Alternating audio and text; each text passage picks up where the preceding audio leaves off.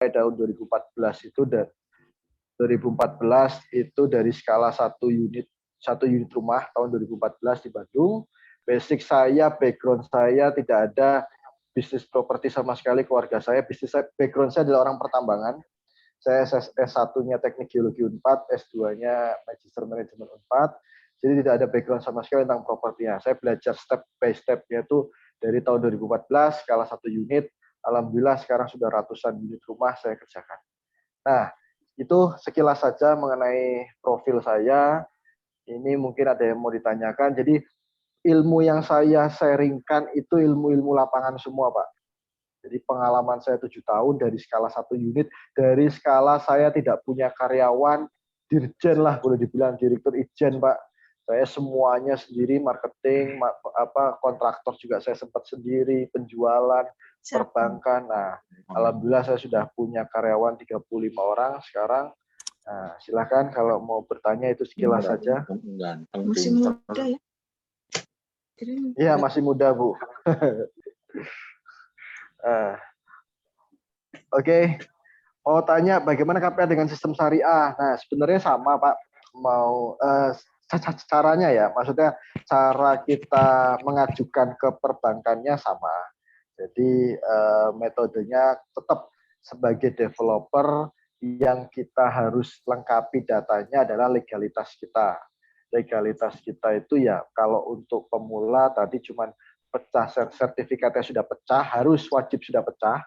Jadi kalau teman-teman punya tanah 200 meter, dibagi dua ya masing-masing 100 meter, 100 meter, itu sudah ada pecahannya. Lalu yang kedua, teman-teman sudah ada IMB-nya. Nah, sudah ada IMB-nya, nah teman-teman tinggal mengajukan aja. Artinya syarat dari developernya hanya itu, legalitasnya saja. Lalu selanjutnya ketika ada konsumennya baru, nanti yang diminta konsumennya tergantung. Ketika teman itu mendapatkan konsumen yang pegawai ya berarti artinya slip gaji, rekening koran, dan teman-teman selainnya lah, surat keterangan kerjanya. Kalau pengusaha ya usahanya gimana, ini seperti apa, itu semua ada, Pak. Nanti syarat-syaratnya ada, Bapak tinggal datang aja ke perbankan syariah, itu lebih mudah lah. Artinya mereka welcome juga kepada developer pemula. Apalagi teman-teman mungkin sudah kayak tadi Pak Fazal, rumahnya sudah jadi, itu lebih mudah. Baik. Lagi ini syariah ya, yang paling sekarang bunganya apa ya namanya ya, kompetitif ya, Bank Syariah Indonesia. Saya baru akad kemarin, seminggu kemarin lah di Bekasi dengan BSI. Jadi ya welcome aja, Pak, kalau perbankan. Jadi teman-teman nggak usah khawatir lah, saya pemula gimana dengan akses perbankan. Yang penting teman-teman legalitasnya clear. Itu saja. Ada lagi yang mau ditanyakan? Ayo Pak Zainuddin dari Cirebon. Ya silakan Pak Hendri. Malam Mas, ini mau tanya. Ya. Kalau seumpama kayak kita mau buka kayak istilahnya apa ya, klaster ya, yang kecil-kecilan mungkin antara 7 unit lah, itu perlu izin khusus nggak misalnya buat apa ya, untuk klasternya itu gitu maksudnya?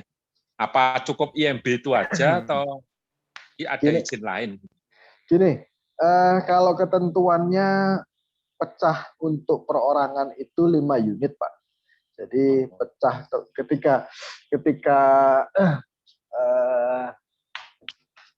ketika Bapak jual 7 unit, artinya Bapak kalau mau perorangan ya dibagi 2 nama. Kebetulan itu sertifikatnya 2, Mas. Oh, sertifikatnya 2. Ya, sertifikatnya 2 itu lebih bagus, Pak. Artinya yang satu mungkin dipecah 4 unit, yang satu dipecah 3 unit, Pak. Itu ya izinnya hanya sama, Pak. Hanya pecah sertifikat dan IMB saja, Pak. Oh gitu ya, nggak perlu izin khusus untuk misalnya buka klaster baru itu kan? Tidak. Ada klaster, ada nama, apalah, Gria Melati apa itu nggak perlu. Nggak perlu kalau unitnya kecil, Pak. Itu diperlukan ketika teman-teman itu bikinnya agak besar, lalu teman-teman bikin namanya set plan. Mohon teman-teman ini di mute ya semuanya ya. Om Joni. Ya, siap. Dimut Om. Di-mute, tolong di-mute. Oke. Oke. Ya gitu Pak. Jadi kalau mau nama-nama itu, kalau teman-teman pakai set plan, bikin di atas 10 unit, 15 unit, barulah pakai teman-teman pakai set plan gitu. Izinnya yang banyak, izin amdal alih, lingkungan, dan lain sebagainya. Makanya saya sarankan tuh untuk pemula ya, jangan yang besar-besar lah Pak. Ya 5 unit lah, oke 7 unit tadi Pak Henry, ya karena ada 2 sertifikat, 2 nama, ya tinggal pecah yang 1/4, ya gitu Pak. Oh iya, terima kasih Mas. Sama-sama Pak. Terus nih Pak Ferry, saya punya kafe 2 unit dan sekarang lagi bikin desain sama arsitek tipe 36. Setelah jadi desainnya apa yang harus saya lakukan agar bisa dipasarkan dan kerjasama dengan bank. Jadi gini, ketika teman-teman sudah bikin desainnya, bikin brosur, tetap kita offline-nya tetap Pak, kita bikin brosur. Jadi offline-nya itu ya spanduk, petunjuk arah. Nah, itu tetap kita pakai walaupun sekarang dunianya untuk pemasaran pakai online, tapi kita offline-nya juga tetap, Pak. Jadi Pak Zainuddin, terus agar bisa dipasarkan ya. Tadi pemasarannya ketika 3D-nya sudah lengkap, kalau bisa 3D, kata kita jualannya gambar, boleh dibilang di awal, ya bikinlah gambar 3D yang bagus, terus beserta ruangan denahnya, 3D interiornya, terus kalau bisa render bikin beberapa gambar. Nah, itu nanti yang teman-teman bisa pasarkan di FB Ads, IG Ads, ataupun pakai agent-agent lainnya, Pak. Nah, untuk pakai perbankan sendiri, sama. Perbankan itu, Pak, konsepnya saya berulang kali, konsepnya kerjasama dengan perbankan itu yang penting legalitasnya Pak Zainuddin itu lengkap. Hah? 2 juta.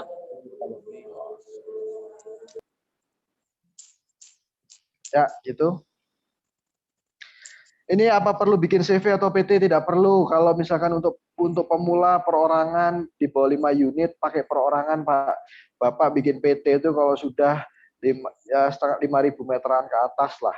Kalaupun masih 10 unit, 20 unit pakai perorangan pun bisa, tapi pakai set plan. Artinya tidak bisa pecah sertifikat dari IMB saja, ada izin-izin lingkungan dan lain sebagainya. Tapi saya tidak ajarkan itu, saya tetap ajarkannya di bawah 5 unit. Jadi tidak perlu.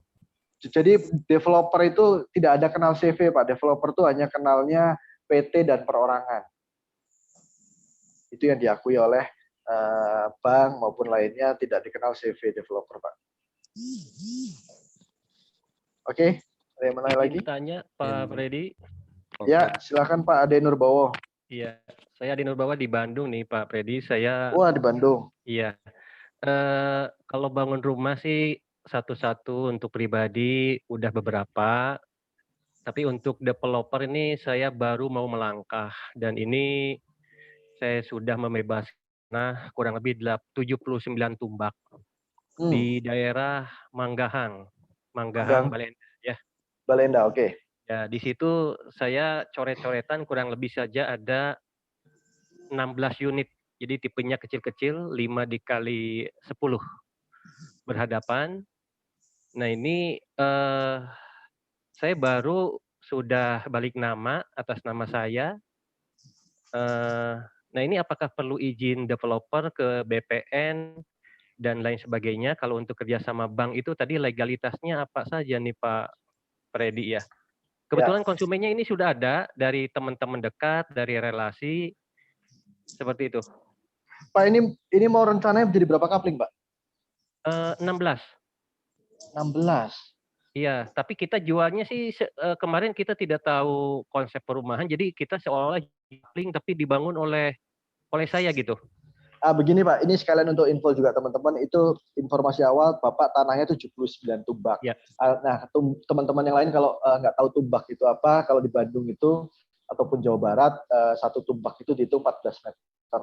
Jadi sama seperti di Bali, satu are itu 100 meter. Tapi kalau di Bandung 79 tumbak, artinya 79 kali 14, kurang lebih hampir 1.000 meter ya Pak ya.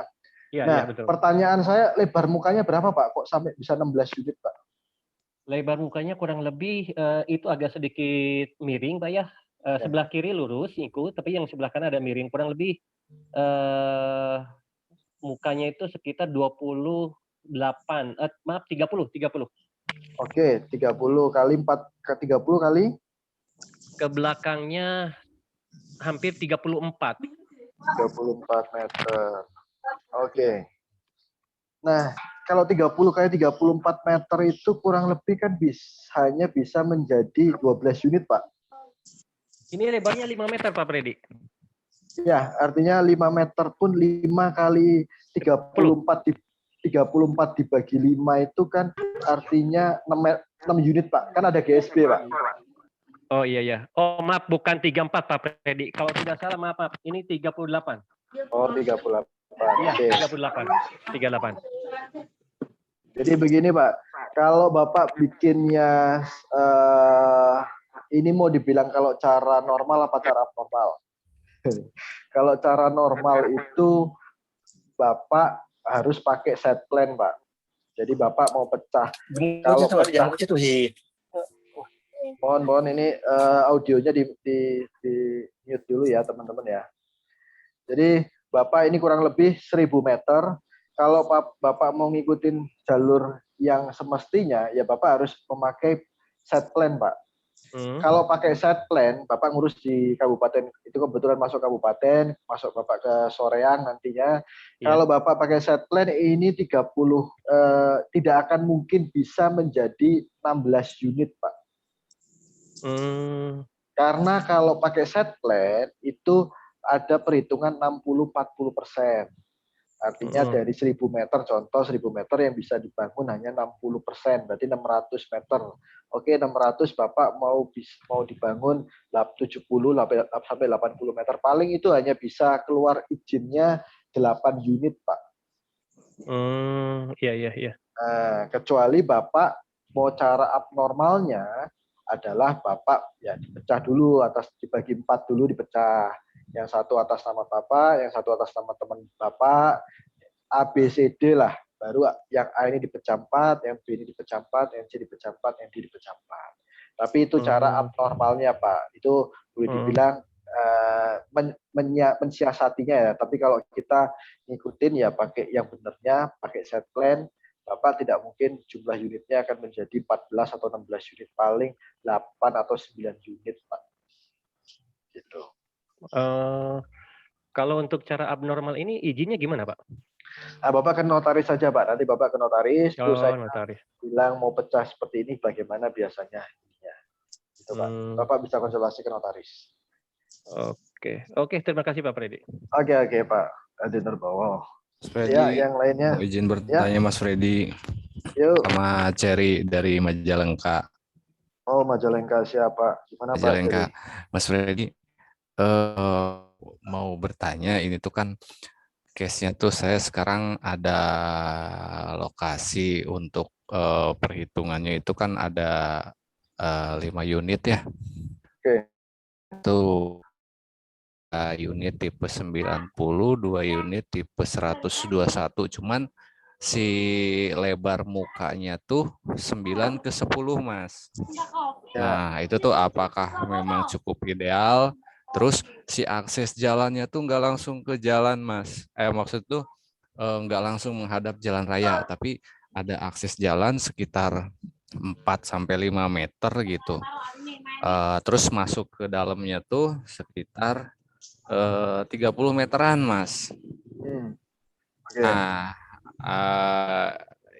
apakah dengan kondisi seperti itu, ini juga kan masih rencana ya, Mas ya, apakah dengan kondisi seperti itu kondisi pasarnya tuh, Mas, ya. Seperti apa, terus untuk estimasi biaya-biaya seperti jalan kan mungkin, terus mungkin gate-nya biar kelihatan. Nah, cara perhitungannya seperti apa gitu? Ya, jadi gini Pak. Pertama saya tanya dulu, artinya yang penting depan jalan tanah ini bisa dilewati mobil nggak Pak? Oh, bisa, ya? Bisa Mas. Artinya nggak usah terlalu jalan raya, jalan utama tidak. Yang penting depan tanah kita itu bisa dilewati mobil, itu poin yang pertama. Jadi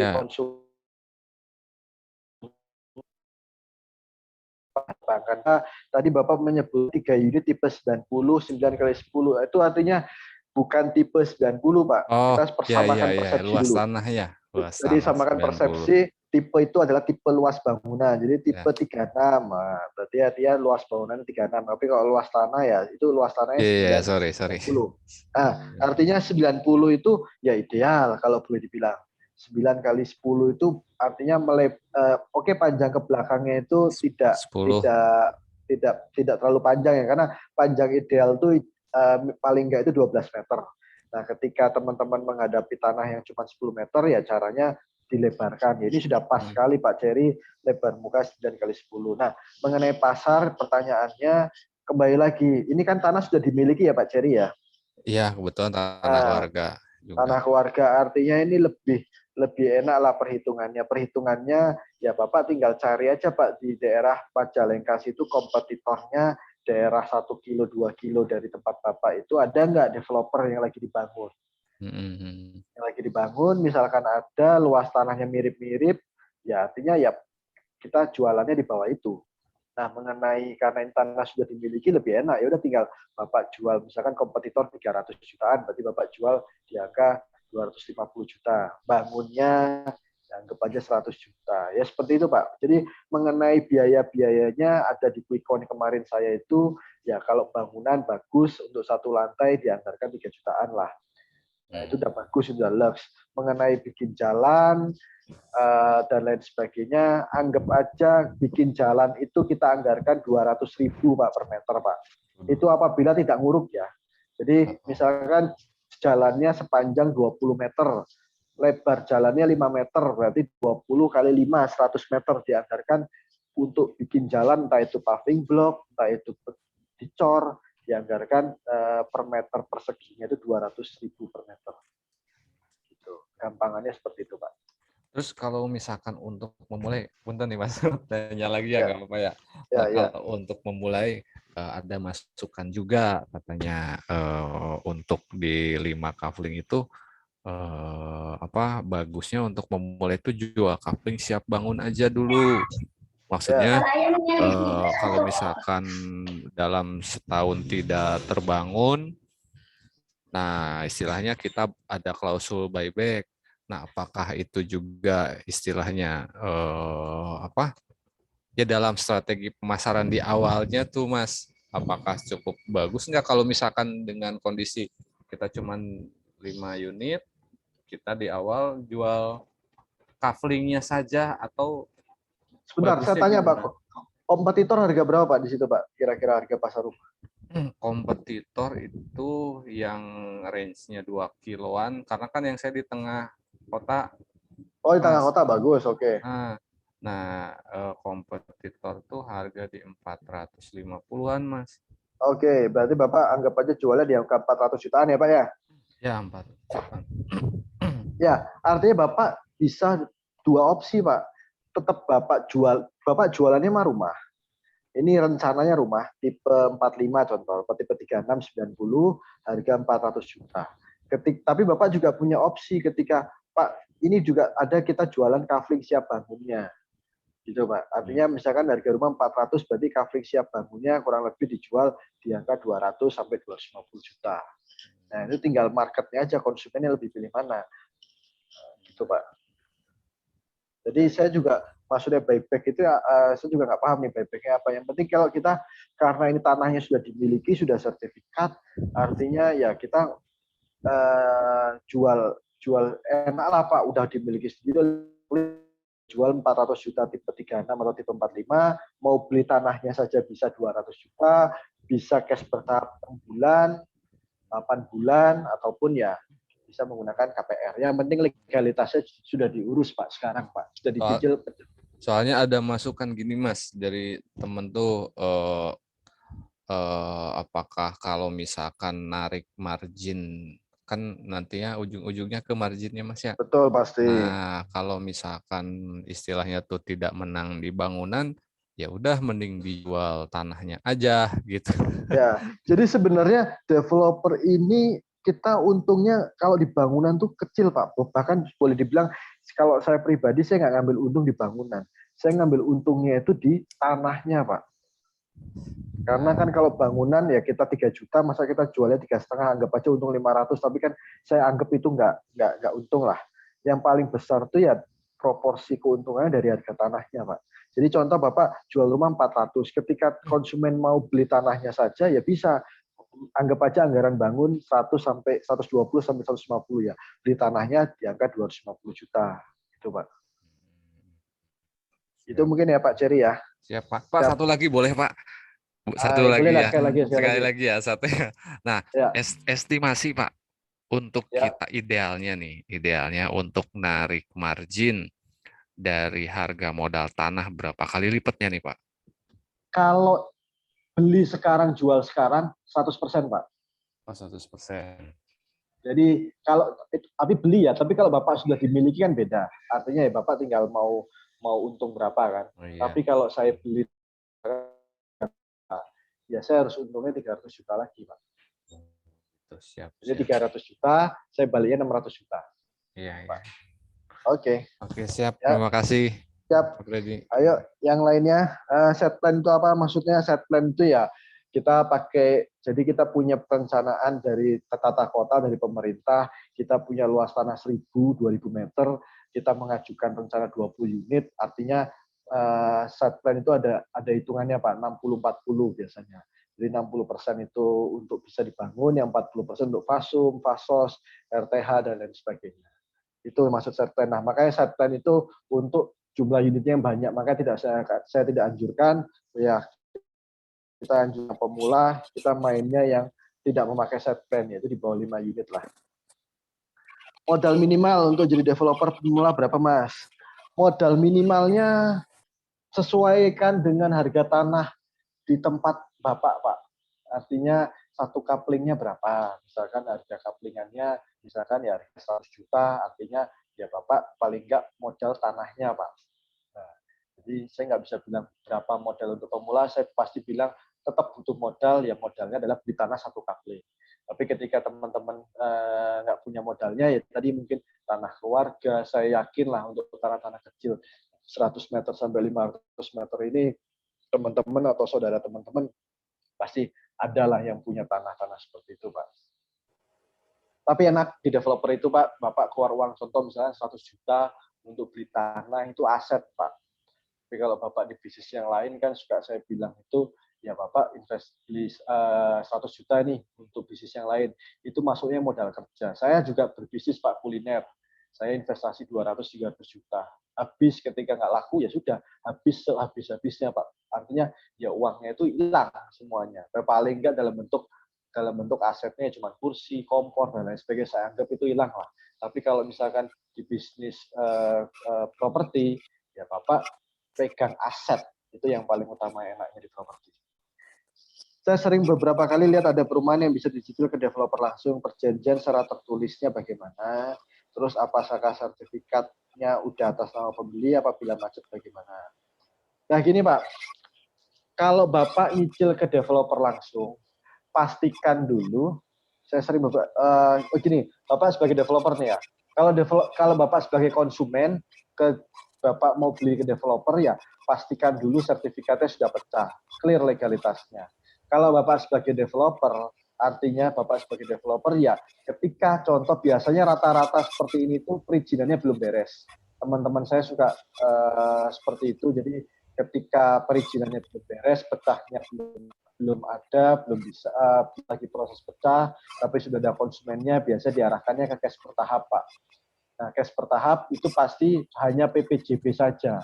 Di PPJB menerangkan contoh harga rumah 400 juta, DP-nya 30%, 120 juta pada bulan Januari, nah sisanya dicicil per bulannya sekitar sekian juta, akhirnya sampai bulan 12 baru ke konsumen, Pak. Ini aman sih, tapi pastikan perizinannya itu keluar. Jangan sampai teman-teman nanti itu tidak keluar atau bagaimana, nanti teman-teman berarti artinya melanggar hukum. Tapi yang ketika teman-teman itu clear secara legalitasnya clear, ya nggak masalah. Bapak jualnya cash cicil bertahap kepada developer, Pak. Tapi kalau bisa ya jangan terlalu lama, Pak. Tahun lah maksimal. Halo, ya Pak. barusan hanya Ya, berarti kalau di tahap ke developer itu sebenarnya kita sebagai developer tuh aman ya, yang justru betul. yang tiba-tiba ngilang lah apa nggak jadilah proyeknya gitu kan ya. Betul. Yang sebenarnya Nah. yang itu konsumennya Pak, yang wanti-wanti Pak. Iya, oke, siap. Tapi ya kita kembali lagi, kita harus amanah. Artinya dia sudah menyicil, tapi sebenarnya haknya konsumen itu belum kita penuhin gitu Pak. Oke Pak. Oke. Oke. Ya, saya sudah lama beli tanah Pak Muhammad Rifai, tapi sertifikatnya belum kelar juga. Kira-kira apa masalahnya? Sertifikat apa ini Pak? Maksudnya Bapak beli tanah, balik namanya belum selesai, atau Bapak beli tanah statusnya, ini ada yang, ini tolong dimatikan ya, di mute ya. Atau Bapak beli tanah belum sertifikat, contoh AJB, girik lah, baru mau disertifikatkan tapi lama selesainya.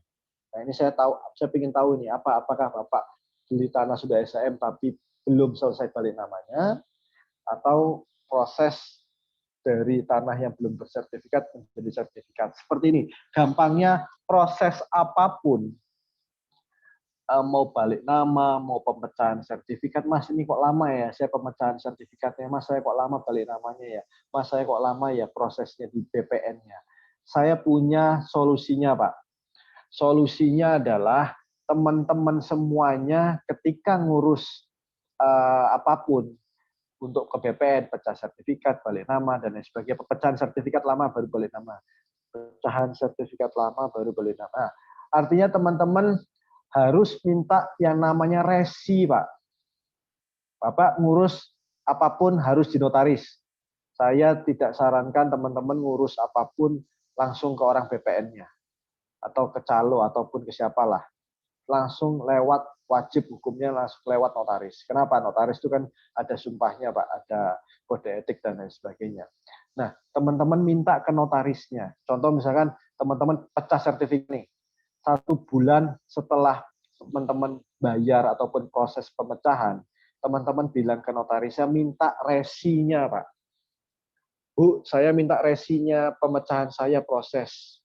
Oh iya Mas, sudah di BPN, alasannya biasa seperti itu. Ya saya minta resinya.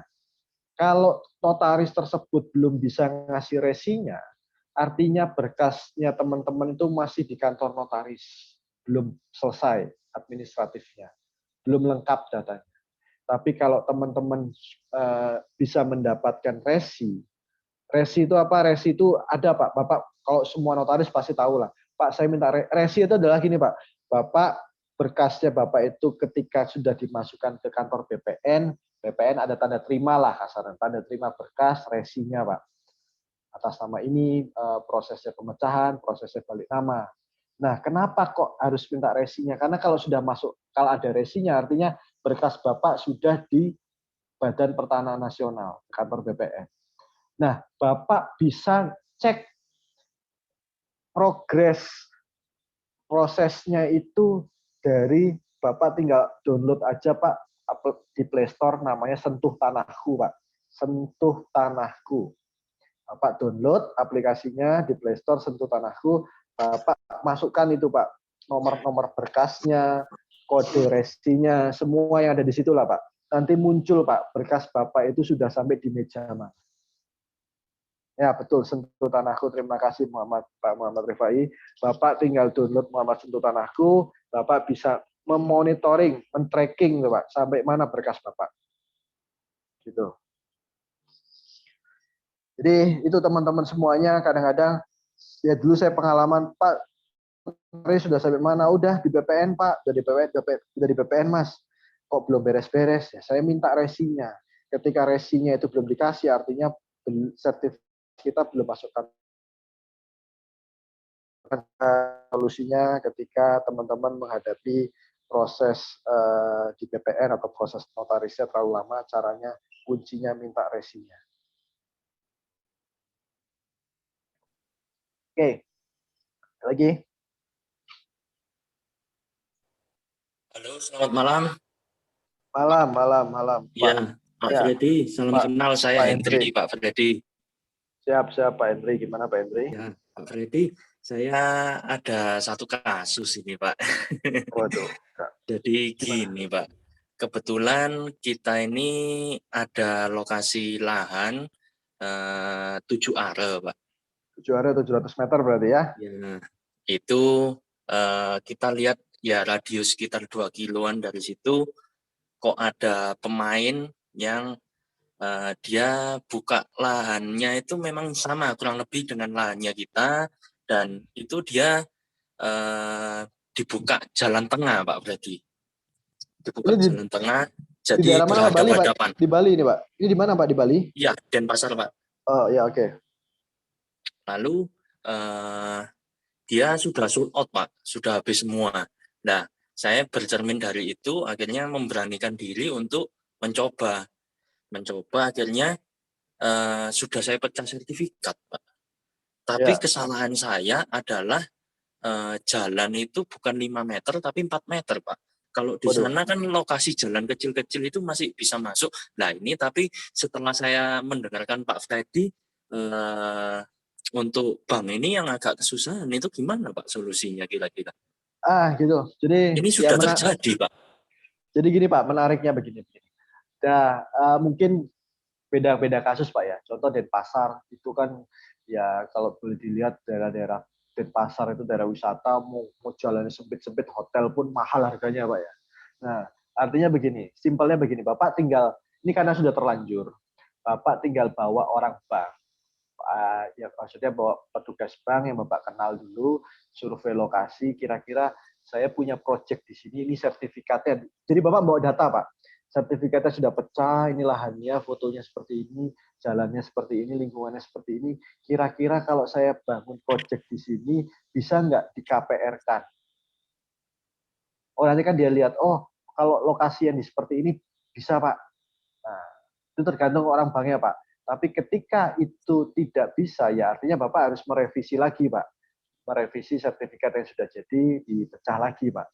Gitu. Jadi simpelnya caranya. Apa bisa Pak kira-kira sertifikat yang sudah dipecah istilahnya dipulihkan setelah sudah istilahnya dikeluarkan sebagai jalan ya yang tengahnya itu? Jadi Bapak nggak bisa dikembalikan lagi, artinya yang sudah pecah itu ya Bapak potong lagi semeter Pak, dibahkan lah. Oh, mengurangi tanah. Nah ini gini Mas Ferdi, yang agak aneh dari lain-lainnya itu kan idealnya itu 5, kalau townhouse itu 5 kali 11, 5 kali 12, seperti itu ya Mas ya? Nah, ini yang dari cerminan saya kemarin itu dia agak unik. Lebarnya 9 dan masuknya ke dalam itu cuma 7. Akhirnya saya tiru juga seperti itu, Mas. Iya. Artinya Bapak 7 are ini belajar, sekalian teman-teman juga belajar dimensi. 7 are 700 meter, lebar muka berapa Pak? Lebar muka tanah awal. Tanah awal lebar muka 18,5, berarti Bapak bikin jalan 4 meter ya? Kelebihannya tanah ini adalah depan belakang kehimpit jalan, Pak. Jadi kebuka jalan semua. Oh iya, oke, bagus berarti ya. Nah, makanya saya memberanikan diri membuka jalan di tengah supaya mendapatkan unitnya lebih banyak, gitu Pak. Betul. Ya gini Pak, artinya ketika Bapak itu 4 meter, berarti 7 meter, berarti pasti Bapak ngurangin setengah meter toh Pak? Kalau mau jadi 5 meter contoh ya. Jadi Bapak mungkin hanya 6,5 meter loh. Iya, jadi lebih pendek Pak. Lebih pendek lagi. Nah artinya solusinya gini Bapak, ini kan kita masih ada pertemuan lagi nanti bulan depan. Bapak besok bawa orang bank, datang ke lokasi itu, tunjukkan ini proyek saya, berarti ada sekitar 6 unit atau 7 unit. Nah ini mau saya bangun proyek properti tipe sekian, harga sekian, nah kira-kira bisa di KPR-kan nggak ini? Konsumennya, kalau ada konsumen saya mau KPR. Ketika orang banknya bisa bilang bisa, artinya Bapak ambil sampel 2 lah Pak. Mungkin bank BTN sama bank lainnya lah. Ambil sampel 2, 3 lah. Artinya kalau bank itu bisa ya udah nggak ada masalah Pak, 4 meter. Artinya sama, di Bandung pun juga Pak, saya juga pernah punya proyek ya, jalannya kecil, tapi karena itu lingkungannya sudah padat dan daerahnya bagus, bank pun mau. Ya, itu kan kembali lagi tergantung lokasinya Pak. Iya, Itu ya mungkin Pak. saya mau tanya lagi Pak. Nah, ini berkaitan tentang perizinan Pak. Ya. Mungkin Pak Freddy tahu ya, di Denpasar itu wah terkenal sekali dengan perizinannya yang sangat susah dikeluarkan Pak. Ya. Nah, apalagi saya posisinya kan itu rumahnya kurang ideal ya Pak ya, istilahnya agak aneh kan, lebar dan dalamnya pendek sekali gitu. Saya tanya ke perizinan dengan membawa gambar, wah habis Pak kalau Bapak kayak gini caranya kanan kirinya kena GSB semua, habis ini rumahnya. Jadi yang bisa dibangun cuma sedikit aja. Nah, terus akhirnya saya dapat banyak, ya saya juga tanya-tanya developer lain lah, gimana itu bangun aja dulu. Nah kalau Mas Freddy apa berani Mas membangun tanpa IMB-nya belum keluar dulu? Gini Pak, kalau berani sih berani Pak. Artinya begini, sama sepertinya Pak saya bisa naik motor tapi nggak punya SIM. Kira-kira berani nggak naik motor? Ya berani loh Pak. Nah, cuman kan itu melanggar. Artinya begini, tetap harus ada dibikin IMB-nya karena mau nanti pembelinya pun kan tetap pasti pengen lihat IMB, pasti menggunakan KPR, apalagi bank pasti ada IMB-nya. Nah, mensiasatinya begini, ketika itu dapatnya luasannya kecil, otomatis kena GSB kiri, kena GSB kanan. Bapak bikinnya 2 lantai, Pak, IMB-nya. Jadi misalkan, Pak dari 60 meter ini yang bisa dibangun hanya 20 meter apa 25. Bapak bikin tipe 50 2 lantai. Nanti aktualnya ada penambahan kiri kanan ya nggak masalah, yang penting sudah ada IMB ya, walaupun itu sebenarnya melanggar Pak. Tapi kan udah terlanjur, Bapak sudah pecah sertifikat. Apakah harga jualnya nggak terlalu berat Pak nantinya dengan kondisi pandemi seperti ini Pak? Bapak, proyek saya Pak tipe 40 2 lantai Pak. Tipe 40 2 lantai. Bawah 20, atas 20 Pak. Berarti 1 kamar atas, 1 kamar bawah? Enggak, 2 kamar semua di atas. Bapak bisa cek lah di Google ataupun di mana, kan banyak tipe 4, tipe 40, tipe 42 2 lantai. Artinya perbedaan pembangunan ini sekalian buat teman-teman info juga, teman-teman belajar juga ya sharing di sini. Artinya bangun 1 lantai dengan bangun 2 lantai itu selisihnya per meternya selisih 500.000 Pak. Jadi ketika misalkan 1 lantai 3 juta, 2 lantai 3,5 juta. Ketika Bapak bangun tipe 42 2 lantai, berarti artinya selisihnya 500.000 kali 40. Berarti selisihnya cuma 20 juta, Pak. Tapi secara estetika, rumah gua 2 lantai. Rumah konsumennya rumah gua 2 lantai. Gitu. Sekarang saya konsepnya seperti tipe 42 lantai, tipe 42 2 lantai. Bahkan ada tipe 38 2 lantai, Pak. Gitu mungkin ya Pak Henry ya. Ya, mungkin ya Pak ya. Pak Freddy. Makasih Pak Freddy. Ya, sama-sama Pak. Ya, lagi nih. Siap. Tadi screen apa enggak, Mas? Itu di share screen apa enggak? Mau share screen apa enggak? Enggak perlu. Nanti dulu enggak apa-apa. Nanti dulu Pak. Ya, untuk Pak Arif Topan, kalau monitoring IMB, nah kalau IMB jujur Pak, tergantung daerahnya masing-masing Pak. Jadi kalau saya di Bandung monitoring untuk kabupaten itu cukup dari kecamatan. Kalau kecamatan ya untuk secara online-nya saya kurang paham. Tapi ya kalau IMB sih tetap pakai jasa notaris ataupun pakai orang perizinan boleh bisa. Kalau IMB saya malah justru di Bandung kurang begitu itu Pak, aware Pak, untuk masalah memonitoring IMB. Karena monitoring IMB selama ini sih hampir tepat waktu. Ketika saya ngurus di kecamatan, kalau di Kota Bandung itu 2 minggu, 3 minggu selesai. Kalau pakai di Kota Madia 2 bulan itu selesai, Pak. Nah, ini yang kita utamakan adalah pecah sertifikatnya. Nah, itu mungkin IMB ada di web dinas ya Pak ya. Tadi Pak Dadang terima kasih sudah jawab, si Petruk Pak. Nah, karena kebetulan kalau saya IMB, saya serahin orang saya, dia diurus gitu Pak. Tapi kalau sertifikat, saya pasti monitoring itu. Kalau pecah sertifikat untuk 6 unit bisa pecah langsung Pak, apa harus turun SIAGP? Kalau pecah langsung bisa Pak. Tadi pakai set plan Pak, karena di atas 5 unit. Aturannya, kita ngomongin aturan nih Pak ya. Di atas 5 unit itu pakai set plan, otomatis kalau pakai set plan itu turun HGB Pak. turun HGB. Tapi mensiasatinya gimana? Kan nanggung nih Mas, 6 unit. Ya mensiasatinya pecah dua sertifikat dulu, lalu yang satu pecah 3, yang satunya lagi pecah 3. Gitu. Oke, itu Pak Abdul Latif. Terkait mafia tanah, biasa terjadi double sertifikat tanah karena misalnya sebabkan pemekaran, berubah pengurusan dari atau tanah sudah lama nggak diurus, jadi diklaim mafia tanah, itu gimana ya? Nah, menarik ini. Terima kasih Pak Arif Papan. Pertama, kita harus sesuai prosedurnya dulu. Notaris nanti apalagi itu sertifikatnya. Kita sepakati dulu, kita beli tanah untuk pemula, jangan tanah-tanah kiri, jangan tanah-tanah letter C. Beli itu sepakati dulu, jadi supaya nggak kemana-mana larinya. Jadi kalau tanah sertifikat, ketika untuk mensiasati mafia tanahnya itu bagaimana? Caranya Bapak jangan jual beli langsung, jual beli dulu kalau belum notaris itu mengatakan clear. Jadi sertifikat tersebut Bapak DP, contoh harga tanahnya 100 juta contoh. DP 5 juta, sertifikatnya itu yang aslinya dibawa ke notaris. Nanti notaris itu akan cek Pak validasi, apalagi kalau sertifikatnya lama, plotting, cek tanah, cek buku tanah dan lain sebagainya. Panjang Pak. Apalagi kalau lama agak lebih lama dicari tuh riwayat tanahnya Pak. Itu kita lewatin prosedurnya itu Pak. Lalu yang kedua, kita tetap juga menggunakan lingkungan Pak. Jadi Bapak bisa tanya warung, tetangga kanan kiri atau RT atau orang situlah. Pak, saya ada rencana beli tanah itu. Kira-kira itu milik Pak siapa Pak? Gitu.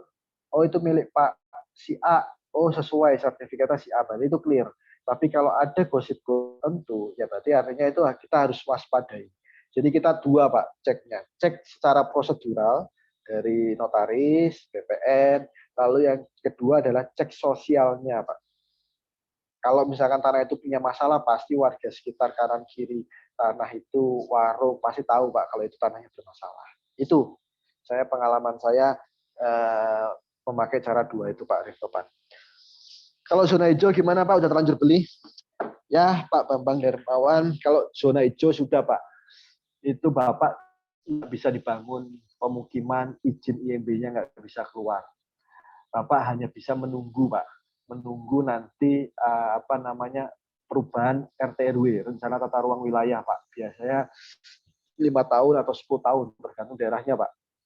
Jadi ketika Bapak sudah terlanjur beli ya, artinya ya Bapak kalau bisa jual sekarang ya alhamdulillah tukar tanah. Tapi kalau nggak bisa pun ya artinya ya Bapak harus menunggu Pak. Nggak tahu kapan, 5 tahun, 10 tahun rencana tata ruang wilayahnya menjadi kuning. Ini pengalaman saya juga Pak, kemarin saya terlalu percaya sama artinya saya lihat tanah tersebut bagus, lingkungannya sudah penduduk ya Pak ya, lingkungannya penduduk, oke lah menurut saya ini kuning Pak. Saya percaya dengan brokernya, akhirnya saya DP lah Pak tanah itu. Saya DP tanah 20 juta. Itu tanahnya murah, hanya 250 juta Pak, di daerah Majalaya, Kabupaten Bandung. Itu sekelilingnya nggak akan kelihatan kalau itu tanah hijau Pak. Lalu saya DP 20 juta, yakin waktu itu mau lebaran haji, kebetulan pemilik tanahnya minta, Mas kalau bisa DP, saya mau beli sapi. Pas persis kemarin lebaran haji. Lalu ternyata setelah lebaran haji, besoknya masuk, saya cek ke orang tata kota, ternyata itu hijau Pak. Walaupun kanan kirinya atau depannya itu rumah Pak. Jadi tidak semuanya yang lingkungan kanan kiri rumah itu zona kuning, tidak. Jadi artinya teman-teman harus mengecek zona kuning atau hijaunya di mana namanya, di tata kota. Nah, itu harus lebih hati-hati ketika teman-teman mendapatkan tanah hijau, ya sudah Pak, itu nggak bisa diapa-apain. Itu. Ada lagi yang mau bertanya? Lalu gimana Mas yang kemarin? Ya yang kemarin DP saya 20 jutaan itu ya menunggu Pak, karena uangnya sudah pakai. Artinya menunggu dia punya niatan baik untuk mengembalikan DP saya. Bagaimana meyakinkan pembeli Pak Repi ya, HK Repi, bagaimana meyakinkan pembeli agar mereka percaya dan beli? Mana lebih prospek, jual lunas rumah atau pakai sistem kredit? Kalau kredit gimana caranya? Meyakinkan pembeli, Bapak di kemana-mana bawa legalitas, Pak. Saya dulu tidak punya kantor, jadi setiap di tas saya itu saya punya kopi sertifikat sama IMB, Pak. Jadi kopi sertifikat, kalau sertifikatnya itu atas nama Bapak clear, aman, tapi kalau sertifikat itu mungkin atas nama saudara, itu ada perjanjian kerjasama notarisnya Bapak lampirkan. Jadi Bapak kuncinya itu, Pak. Jadi ngomong ke konsumen ataupun pembeli, ini Pak, Bapak beli tanahnya, beli rumah ini sudah clear, sertifikatnya sudah pecah, IMB-nya sudah ada. Nah, kalau mengenai masalah lunas, jual lunas rumah pakai sistem kredit, ya bisa dua-duanya, Pak. Tapi tidak bisa kita pungkiri 70% pembelian rumah itu masih menggunakan cara KPR. Ya, artinya peluangnya pembeli rumahnya lebih banyak KPR, Pak, sebenarnya. Ya, jadi Bapak harus tadi meleklah tentang dunia perbankan. Perbankan meleknya itu ya bagaimana cara konsumen itu untuk mengajukan kreditnya di perbankan. Itu Pak Haji Karepi. Izin bertanya, perbedaan zona hijau dan kuning itu apa? Kuning itu bisa dipakai untuk pemukiman, Pak. Bapak bikin rumah tinggal itu bisa. Rumah tinggal jadi kuning. Jadi ada zona kuning, zona merah. Kalau zona merah itu untuk komersil. Untuk bikin ruko, kantor, gedung, itu bisa. Nah, terus kalau zona hijau itu untuk pertanian, Pak. Jadi untuk sawah, pertanian. Nantinya kalau teman-teman dapat tanah zonanya hijau, ya sudah, nggak akan bisa keluar namanya IMB, Pak. Artinya kalau, Mas, tapi banyak, Mas, rumah-rumahnya, berarti itu rumahnya tanpa IMB, Pak. Ya bisa. Zona hijau bikin rumah, bisa bikin rumahnya, Pak. Tapi izinnya nggak keluar. Izinnya nggak keluar, bagaimana efeknya? Efeknya nggak bisa jualan, Pak. Susah jualan. Sekarang konsumen pinter-pinter. Mana legalitasnya, mana sertifikatnya, mana pecahan ininya, mana. Ya paling kalau opsi terakhir ketika tanah Bapak sudah hijau, ya Bapak pecah-pecah sertifikat aja, Pak. Jualnya kapling, jual tanah saja, Pak. Gitu tadi ya, Pak Coach Hermawan. Kalau zona hijau sudah terlanjur kebeli, ya Bapak gimana cara mau ngembaliin uangnya, dapat uangnya. Kalau jual satu gelondongan sulit, ya Bapak jualnya dalam bentuk pecahan-pecahan tanah aja, Pak. Mas Freddy. Ya. Ya, Mas Freddy. Ya. Ini memang udah terlanjur kebeli, terus kebetulan belinya besar itu. Terus kalau misal dipecah-pecah kapling juga kan harus udah itu juga, Mas. Apa namanya? Udah kuning juga, nggak bisa dipecah kalau kapling juga. Ya kaplingnya, makanya kaplingnya juga besar-besar, Pak. Jadi Bapak tanahnya berapa, Pak? 8.000, Mas. Wih, 8.000 ya. Artinya mungkin pecahnya juga, kalau dipecah masih bisa, Pak. Jadi BPN itu kan beda. BPN itu kan berkaitan dengan sertifikat, Pak. Bukan berkaitan dengan izin. Ya, Bapak pecahnya 500 meteran, 1000 meteran, gitu, Pak. Oh gitu. Oh berarti bisa. Kalau pecah bisa. Kan pecah itu kan tidak ada hubungannya dengan pembangun izin, Pak. Izin bangun kan beda. Kan beda atap. Yang satu BPN, yang satunya lagi dinas perizinan. Oh ya.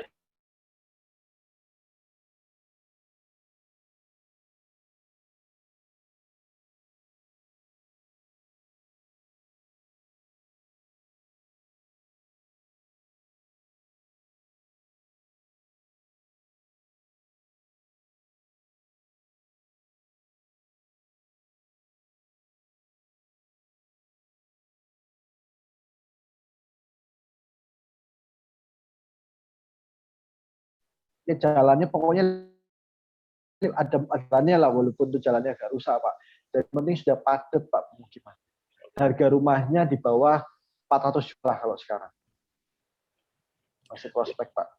Jadi saya kemarin beli itu salah semua. Yang ini saya udah nunggu 5 tahun. Tapi saya cek lagi masih belum bisa gitu loh. Padahal udah dikelilingin itu. Itu yang 1.000 itu, yang 1.000. Oh. 2.000 itu. Ya itu Pak, kalau zona hijau ya memang kasarannya zona hijau pun pembelian tanahnya itu katanya informasinya harus orang lokal, Pak. Sebenarnya bisa sih mensiasatinya KTP-nya. Saya pernah nanya, Pak ini gimana? Oh kalau zona hijau itu ya di BPN udah kelihatan itu zona hijau. Yang belinya harus orang KTP kecamatan tersebut. Tapi sebenarnya bisa diakali, tapi saya nggak paham tuh caranya bagaimana. Oh gitu. Ya. Kebetulan saya orang lokal juga. Oh, pantesan. Berarti Bapak KTP-nya, artinya kalau Bapak yang pembelinya nanti orang luar, contoh saya orang Bandung nih beli tempat Bapak, sebenarnya secara aturannya tidak bisa, Pak. Karena itu zona hijau itu untuk orang lokal, untuk orang kecamatan situ. Baik, baik dimengerti, Mas. Oke. Terima kasih. Oke, saya lanjut lagi. Terima kasih Pak Bambang. Margin. Kalau ini mau tanya Pak, saluran air. Kami bangun apa tetapi saluran air yang masuk di lokasi kami yang bangun kami akan apa? Tapi warga sebenarnya tidak boleh dulu. Terkait saluran air Pak yang masuk di lokasi kami yang bangun kami akan tetapi warga dan orang desa bilang tidak boleh. Nah, artinya ini mas sosialisasinya Pak. Ini ya artinya bukannya tidak boleh dan lain sebagainya. Ini kembali lagi ke sosialisasi ke warganya, RT RW-nya, ya pendekatan lah Pak. Ini kembali lagi ke sosialisasi warganya. Kalau kita pasang pagar dan pondasi saluran di dalam lokasi kita apa tidak boleh?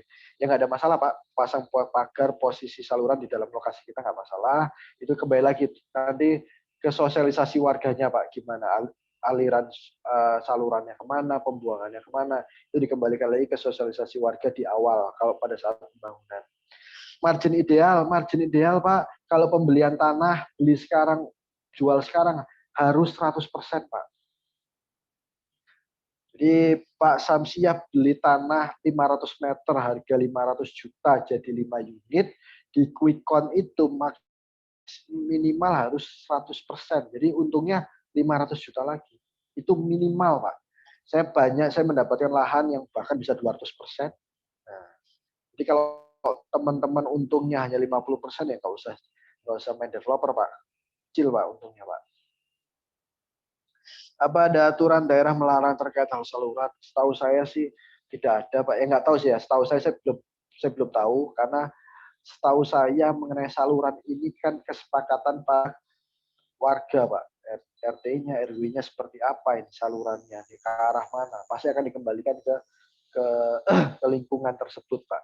Setahu saya selama saya 7 tahun ini nggak pernah ada masalah mengenai saluran air. Jadi saluran air itu pasti kita tanyakan, Pak ini saya mau bangun pembuangan air kemana? Ke sini. Oh, ini lewat tanahnya siapa? Izinnya kemana? Paling seperti itu kita bikinkan saluran, mohon izin. Paling ada kompensasi. Seperti itu aja, Pak. Izin Mas, kalau SAM-nya atas nama orang lain, apakah dengan perjanjian kerjasama dengan pemilik kita bisa menjual? Bisa, Pak. Jadi yang penting Bapak bikin perjanjian dengan saya sampai sekarang pun tanah-tanahnya ada kerjasama. Jadi Bapak bikin perjanjian kerjasamanya dengan nama yang di sertifikat itu harus notaril. Jadi bikin perjanjiannya bukan di bawah tangan sendiri, harus secara notaril Pak. Notaril itu ya di depan notaris. Nah, jadi yang dipakai ketika Bapak nanti mengajukan ke bank, ini sertifikat atas nama si A, padahal saya Freddy. Tapi saya ada nih perjanjian kerjasama antara si A dengan saya Freddy Pak. Developer adalah salah profesi pengembang yang memiliki organisasi RE. Apa syarat menjadi anggota developer yang memiliki legalitas dari organisasi developer? Ya Pak, kalau RE itu ya organisasi yang paling bagus itu untuk real estate itu RE Pak. Jadi itu harus punya PT dan masuknya pun harus pakai rekomendasi. Saran saya kalau kita pemula ya nggak usah ikut organisasi juga nggak apa-apa Pak. Tapi ketika teman-teman nanti sudah banyak proyeknya, bolehlah ikut Asprumnas, Apersi, baru kita nanti ke RE. Jadi kalau RE itu harus ada rekomendasi dari anggota yang lain, Pak. Gitu. Tapi untuk pemula, udah kalau cuma kita hanya main 3 unit, 5 unit, perorangan dulu nggak apa-apa, Pak. Kalau saya ikut asosiasi, Pak. Ini malah Mas Freddy, tanah saya luas 900 meter, dengan lebar muka 30 meter, oke. Cianjuang Cimahi saya ingin dibangun. Nah ini kalau Cianjuang Cimahi ini Pak harus dicek Pak Andre ini. Cianjuang itu kan masuk daerah KPU Pak ya. Kalau kita ngomongin aturan KPU itu ya harus rekomendasi sampai gubernur lah.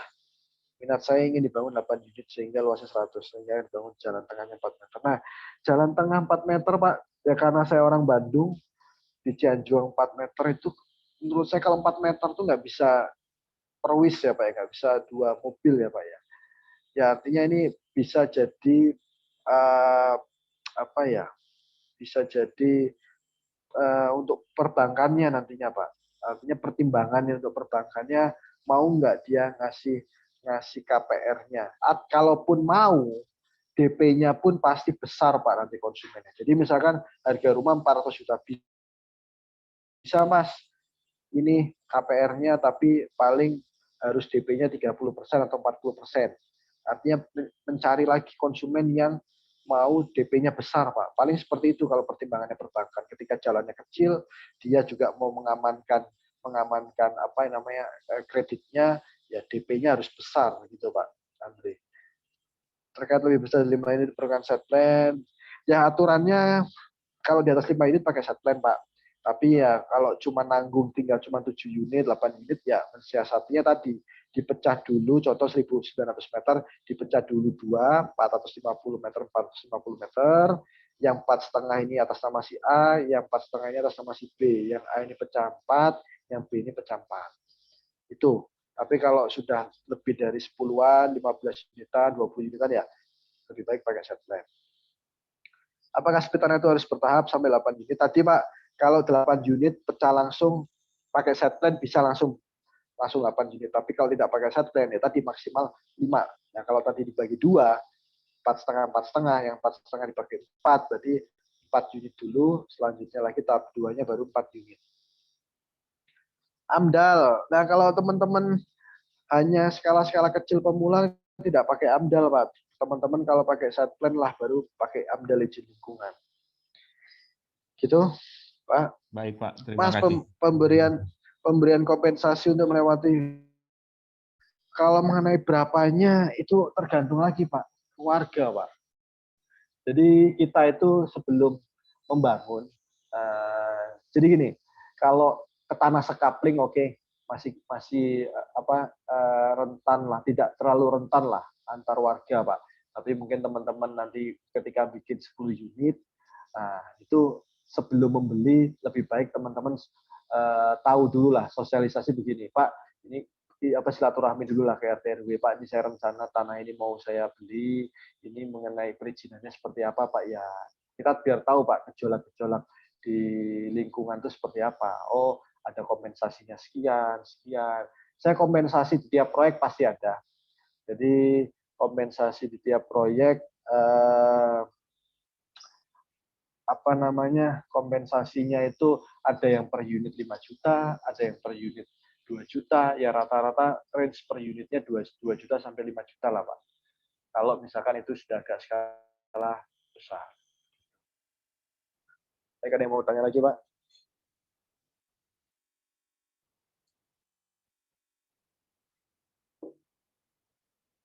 Ya, gimana Pak? Pak Andi? Tes. Oke, tes Pak ya.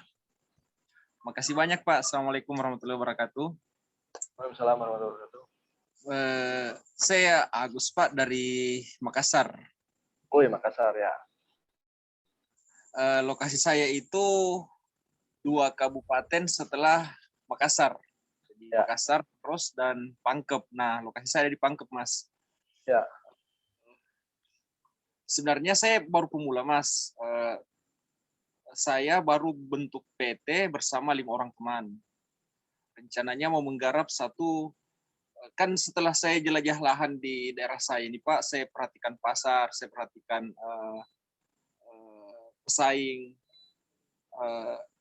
Kemudian kita jelajah lahan, dapatnya lahan 1 hektar, Pak. Ya.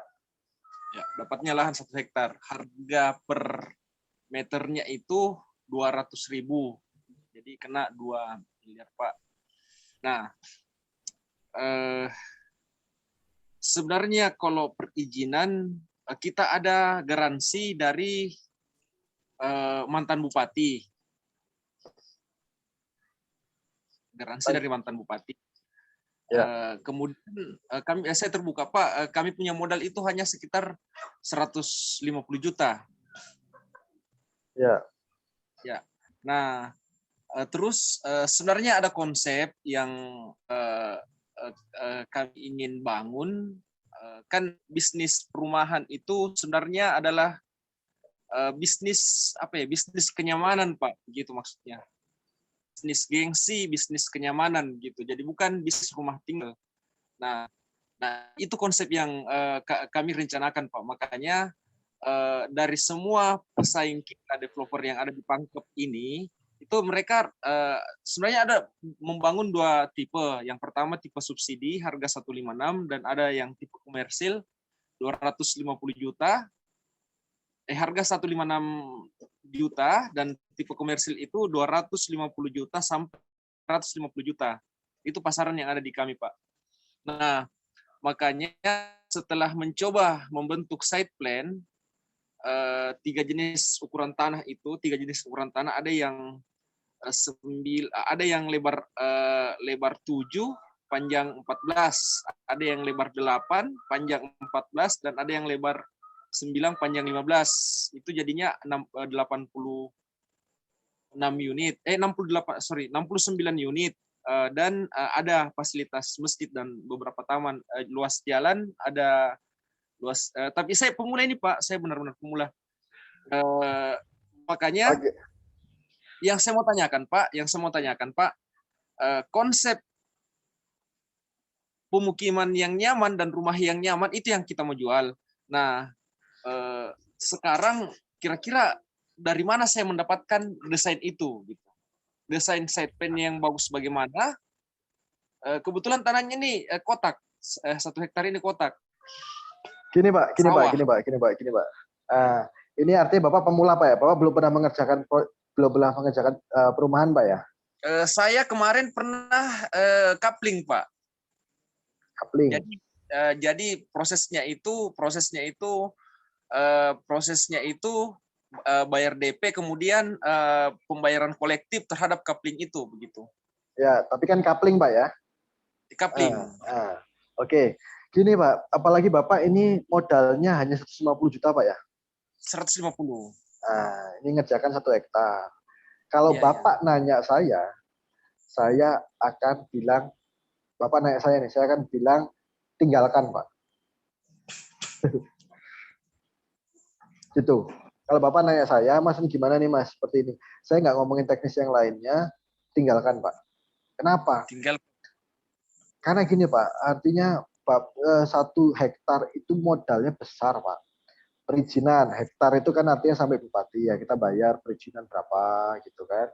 Otomatis. Terus yang kedua, kita nggak mungkin jualan, mungkin awalnya sawah ataupun tidak ada pengelolaan lahan lah. Dirapikan lahannya dan lain sebagainya. Itu butuh modal besar Pak.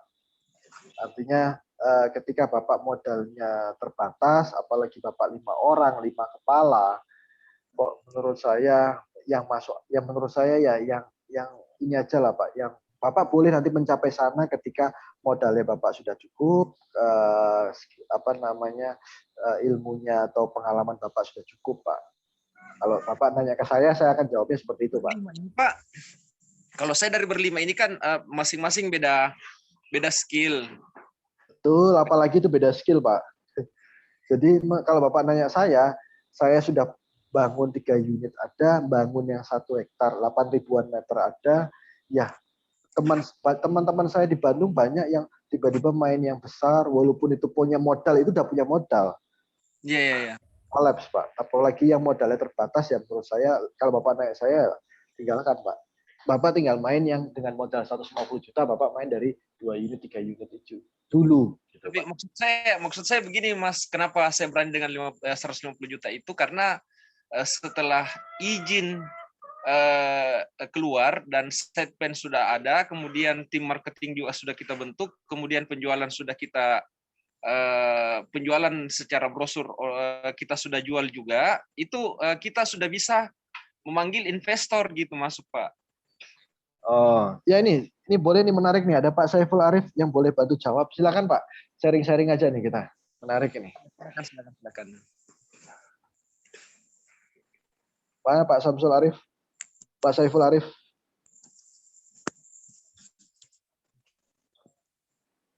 Oh, boleh bantu jawab. Yang mana nih? Masih mau yang jawab yang itu, masih di mute, mau ngomong tapi masih di mute. Oh. Dibuka dulu mute-nya, Mas Saiful Arif. Mau jawab, maksudnya saya suruh jawab apa gimana nih Pak Saiful? Boleh saya coba jawab. Ya gimana Pak Saiful? Ya. Ini Pak Saiful dari mana nih Pak Saiful? Saya dari NTB, Dompu. Kebetulan saya Oke. alumni Makassar. Oke. Siap. Ya, Gimana Pak? Sharing-sharing Pak. Baik Pak. Bapak dengar saya? Iya, dengar Pak. Dengar ya. Boleh. Ya saudaraku itu. Siap. Gini Pak, kalau tanahnya 1 hektar, biasanya itu ya kita bikin izin dulu berapa yang harus kita bangun. Misalnya 10 are atau 5 are. Yang dari 1 hektar itu kita minta izin dulu yang 5 are dulu untuk bangun, untuk kembangkan itu lahan itu. Nah selesai itu ya selesai kita dapat izin itu bisa kita kembangkan. Artinya yang 5 are itu atau 10 are itu yang kita kembangkan itu bisa kita perluas lagi bisnisnya. Nah, hal-hal seperti itu. Jadi izin dulu untuk 5 are, terus biaya pembangunannya, biaya timbunannya juga sekitar 5 are. Karena memang saya sudah pernah dapat desain, kan memang saya itu basicnya di arsitek Pak.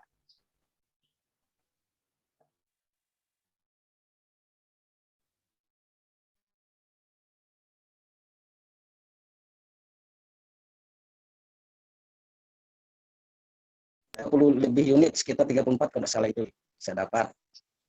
Ya.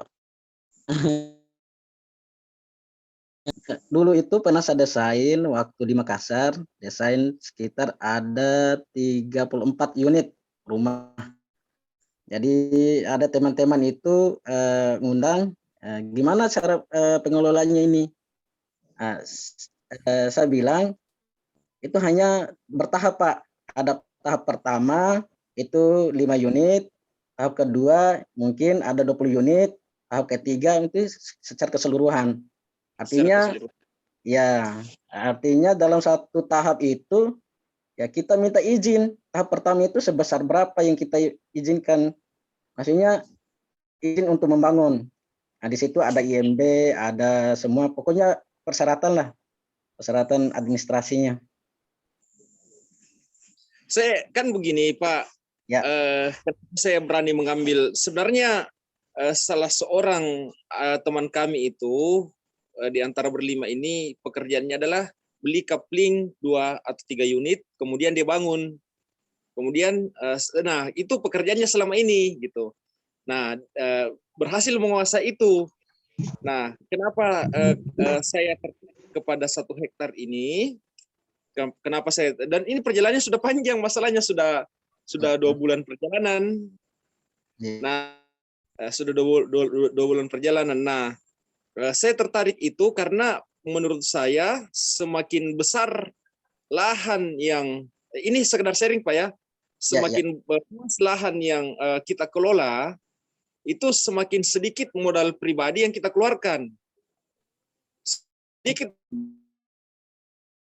pribadi dalam artian ketika tanah kita luas, kemungkinan terbukanya investor untuk masuk itu lebih luas, seperti itu maksud saya. Nah, tapi yang saya pertanyakan di sini sebenarnya adalah, saya pengen konsep untuk Pak, saya pengen konsep perumahan milenial. Kalau bisa ada smart home-nya gitu. Nah, rencananya itu kemarin Pak, bagaimana kalau desain site plan-nya, master plan-nya ini, desain perumahan ini tuh saya sayembarakan seperti itu karena kami membutuhkan konsep untuk pemukiman itu Pak. Gitu Pak. Ya gini, kalau Bapak konsepnya memang pengen lanjut, artinya mengonsep lah. Kalau mengonsep kan artinya banyak Pak, mungkin jasa arsitek atau mungkin Bapak boleh tadi mensayembarakan dengan lain sebagainya. Smart home itu kan hanya fitur-fitur lah Pak. Itu hanya produk lah menurut saya, karena sebenarnya kan di properti ini. Jadi gini Pak, ini yang kebanyakan apa ya? Saya kan juga selama beberapa tahun mengajari Pak teman-teman. Teman itu yang kadang-kadang gini, Mas bikin 1 hektar sama bikin 2 unit itu sama. Enggak Pak, saya jawab. Pusingnya beda. Usaha 1 hektar ketika kita semuanya belum mumpuni, wah bisa boleh dibilang hancur lah Pak. Artinya teman-teman saya seperti itu yang real di lapangan saya di Bandung Pak, Bekasi, Jakarta. Seperti itu semua. Makanya ketika teman-teman saya selalu ngomong ketika di awal, Pak saya pemula, kecuali memang tadi setuju saya sama Pak Saiful itu dia bertahap dari 1 hektar kita izinnya dulu 1000 meter, kita punya modalnya dan lain sebagainya, baru kita kembangkan lagi. Jadi 1 hektar itu dibikin 5 klaster Pak. 2000 itu masuk akal. Jadi tidak langsung secara keseluruhan 1 hektarnya, bangun dulu 2000 modalnya ini, ketika ini mengembangkan jalan, kembangkan lagi klaster A, klaster B, klaster C, klaster D gitu Pak. Itu menurut saya masuk akal kalau misalkan Bapak sudah menguasai lahannya atau sudah terlanjur, ya opsi terakhirnya ya 1 hektar itu dibagi 5 klaster. Mungkin gitu ya, mungkin Pak Andi Agus ya. Betul. Tapi 1 hektar ini Pak 69 Kenapa? 69 unit. Ya 1 hektar itu jangan dibikin, ya boleh 69 unit, tapi kita membangunnya ataupun bikin klaster-klaster lagi Pak. Jadi kita nggak langsung bangun semuanya. Jadi konsepnya itu saya ada konsepnya di ini. Jadi 2 hektar itu dibagi atas 6 klaster Pak. Jadi klaster Chelsea, Liverpool, klaster apa. Jadi ini harganya contoh misalnya 150. Nanti klaster yang baru lagi harganya naik lagi. Ini lebih mudah, lebih enak kita mengelola lahannya tuh Pak. Kalau misalkan sudah terlanjur. Nah, gitu. Kemudian Pak, saya kembali ke pertanyaan konsep tadi. Sebenarnya yang saya butuhkan di sini Pak, kebetulan ada berkali teman-teman dari Jawa. Nah, barangkali teknologi untuk yang termasuk fitur-fiturnya itu Pak, belum, bahkan di kabupaten saya itu belum ada yang masuk Pak. Makanya itu yang kami pengen jual. Ya kalau fitur-fitur sekarang yang paling gampang itu fitur paling itu Pak, lampu nyala sendiri, terus lock door apa kan banyak di Tokopedia pintu otomatis lah, pakai kartu, pakai fingerprint. Itu aja Pak yang paling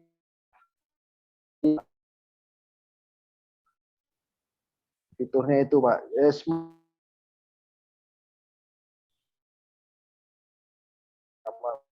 Itu ada di tokonya itu pakai merek apa namanya, kemarin itu saya beli merek Xiaomi range 1,5 juta, itu sudah pakai lock smart lock itu Pak, yang pakai kartu atau pakai fingerprint. Itu sudah luar biasa lah untuk daerah sana Pak. Mungkin itu Pak ya. Saya lanjut lagi ke yang lain Pak ya. Ya.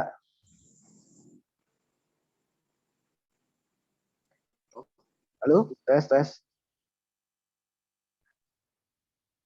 Oke. Tes. Masuk Mas. Masuk ya. Mungkin apa jika tanah yang hanya cukup dibangun 1 unit di lokasi jauh dari lokasi perumahan kompetitor, tempatnya di desa, asalkan jalannya ada dan marketable, bisa Pak. Lingkungannya marketable itu Bapak. Jadi gini, Bapak menjual rumah harus menggunakan feeling sebagai konsumen. Kira-kira kalau saya jual rumah di sini harga 200-300 juta, mau nggak ya saya beli rumah di sini Pak?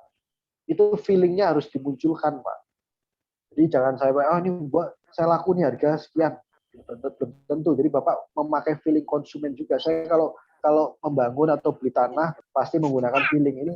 Ketika saya jual 300 juta, saya konsumennya, saya mau nggak beli rumah di sini. Itu Pak, feeling itu harus dimunculkan Pak. Lalu cara memilih kontraktor kalau kasih harga lebih murah jauh dari RAB gimana? Saran saya yang masuk aja lah Pak. Ketika jauh dari RAB turunnya berarti artinya pekerjaannya pasti kurang bagus, materialnya pasti otomatis downgrade. Ya menurut saya kalau pemula bikinlah speknya yang bagus, yang wajar saja, 1 lantai. Apalagi kita speknya bagus, granit. Jadi lantai wajib granit Pak. Lantai wajib granit, catnya harus pakai Dulux atau Jotun, Weatherseal, Dulux Weatherseal atau Jotun. Itu cat yang paling bagus lah. Terus klosetnya harus pakai Toto. Besinya kalau besi ya standar 8, 10 dan lain sebagainya. Tapi poin utamanya adalah tadi dapurnya harus bagus. Jadi keramiknya harus bagus, pakai granit, catnya harus bagus. Itu Pak poinnya Pak, untuk apa ya, menggunakan keindahan mata lah. Untuk mensiasati perizinan bisa tidak kita pecah sertifikat dengan membeli, misalnya ada pembeli yang mau beli satu coupling katakanlah, jadi sertifikat terhadap bisa Pak, artinya pecahnya bertahap itu. Oke, mungkin satu pertanyaan lagi, sudah jam 9.20 Pak, satu pertanyaan lagi ya. Nanti kita lanjut lagi di bulan ke depan. Satu pertanyaan lagi, saya tutup. Siapa ini yang mau bertanya? Izin Mas. Ya Pak Hendri. Ini Mas, kalau sekali lagi terakhir ya.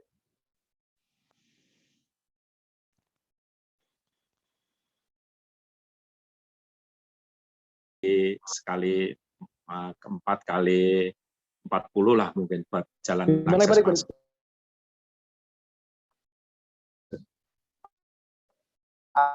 4 kali 40 ya, ya Mas, berarti ya Mas. Untuk kenapa? Sertifikat yang dipakai buat jalan itu berarti dibuang atau gimana ya Mas? Ya, dilepaskan Pak. Jadi Bapak contoh tanah 500 meter contoh. Jadi yang 100 meter, 150 ini buat jalan. Ya udah, yang 150 meter ini sertifikatnya dikembalikan Pak ke negara. Oh gitu. Jadi di sertifikat itu tulisannya jalan nanti Pak. Oh gitu, iya. Terus satu lagi nih Mas, kalau untuk misalnya berarti sisa sekitar 500 meter yang nantinya akan dipecah buat coupling ya Mas. Betul. Itu berarti langkah awal kita pecah dulu ya Mas ya berarti ya. Semua dipecah dulu, baru satu couplingnya kita bangun buat rumah contoh gitu ya Mas. Betul. Jadi gini, kalau misalkan saya pecah dulu, ya pecah 4 unit, bikin IMB-nya. Kalau saya dananya ada ya bikin rumah contoh, kalau tidak ada dananya ya saya menggunakan kekuatan marketing, jualan dulu Pak. Oh, gitu. Jualan dulu, kalau ada pembelinya baru kita bangunkan rumahnya. Saya alhamdulillah ya sampai sekarang ini belum pernah bikin rumah contoh Pak. Jadi saya bisa ketika Mas saya nggak pede kalau nggak bikin rumah contoh. Saya sampai sekarang sudah ratusan unit rumah, puluhan unit project saya kerjakan, saya belum pernah bikin rumah contoh Pak. Oh, iya. Lebih baik saya jualan rumah pertama harga lebih murah. Iya. Oke, Mas, itu mungkin ya. Satu lagi Mas. Oh, satu lagi ya. Ini satu lagi nih, satu lagi terakhir ya. Iya terakhir. Mas, ketika ada tanah ini, saya tanah ukuran 1000, tapi muka yang di jalan raya itu 17, kesananya berarti 50 sekian. Itu ya. Idealnya dipotong jadi berapa itu? Kalau 17 dipotong jalan 5 meter Pak. 5 meter 15. Berarti ke samping ya. Itu kan ya, mukanya 17. Ya, 5 meter dipotong, berarti sisa 12. Ya udah, anggap aja 12 kali 50 panjang ke belakangnya Pak ya. 50 berarti ya itu bisa jadi sekitar kalau lebar muka 6 ya jadi 8 unitan lah Pak. 8 ya. Ya. Ya, baik. Oke, gitu mungkin teman-teman semuanya menarik sekali, excited nih. Tadinya biasa 1 jam, kita sampai setengah 10, antusiasnya luar biasa. Itu mungkin kita ketemu lagi di bulan berikutnya, minggu kedua. Jadi ini menarik, artinya sudah pertanyaan-pertanyaannya mengarah ke jauh lebih baik lah daripada kemarin. Kalau kemarin kan pemula banget, masalahnya ini sudah lebih kompleks. Artinya saya harapannya sebulan ini teman-teman ya action lagi, mungkin tadi yang di Bali dia cek lagi ke orang tuanya dan lain sebagainya gitu. Jadi sebulan ini action lagi, nanti bulan depan baru di-report lagi apa hasil ya, dari evaluasi sebulan ini. Itu mungkin ya teman-teman semuanya. Saya tutup aja ya. Terima kasih banyak, sukses selalu untuk teman-teman. Yang penting menurut saya ya. Mas bentar. Ya. Mau tanya dulu sama teman-teman semua ini, apakah aksesnya bisa lancar atau ada kendala ya? Apanya Pak? Gimana Mas? Untuk materi ya, untuk akses materinya lancar atau ada kendala? Lancar. Lancar ya. Lancar. Oke, siap. Terus itu Quickcon itu sebetulnya di-download terlebih dahulu, baru diedit. Kemarin itu banyak yang email ke saya, minta dikasih akses edit ke itunya, quick count-nya. Jadi quick count-nya di-download terlebih dahulu, nanti baru bisa diakses gitu ya. Jangan langsung diedit di Google Drive-nya. Itu ya. Terus Itu ya teman-teman ya. rekaman kan saya masukkan di member area, rekaman sebelumnya juga sudah saya masukkan, nanti bisa diakses di member area. Terus satu lagi, ada teman-teman yang tanya, gimana sih Mas kalau caranya kita mau merekomendasikan kelas ini kepada teman-teman. Kita kan misalkan ada temannya yang mau ikut kelas gitu, kita bisa merekomendasikannya ke mereka, dan untuk teman-teman yang merekomendasikan kelas ini nanti juga akan ada komisinya sendiri gitu. Nah, untuk bagaimana caranya nanti akan kita bahas di hari Minggu ya, nanti akan dijelaskan sama komisioner. Oke, mungkin itu aja. Saya kembalikan lagi ke Mas Regi. Silakan, Mas. Oke, itu ya, terima kasih ya. Itu intinya begitu Pak. Jadi alhamdulillah akses semua bisa. Ada kalau untuk materi saya ada kendala soalnya saya gaptek. Ya saya juga sebenarnya gaptek juga Pak. Jadi ya kalau misalkan ada kendala tinggal nanti hubungi aja adminnya. Hubungi admin aja ya. Hubungi admin aja. Nah, mengenai teknis berikutnya lagi ketika ada yang mau merekomendasikan, tadi dibilangi ada sesi hari Minggu, nanti mungkin di WhatsApp lagi sama admin. Gitu saja yang saya bisa sharingkan. Terima kasih Pak ya.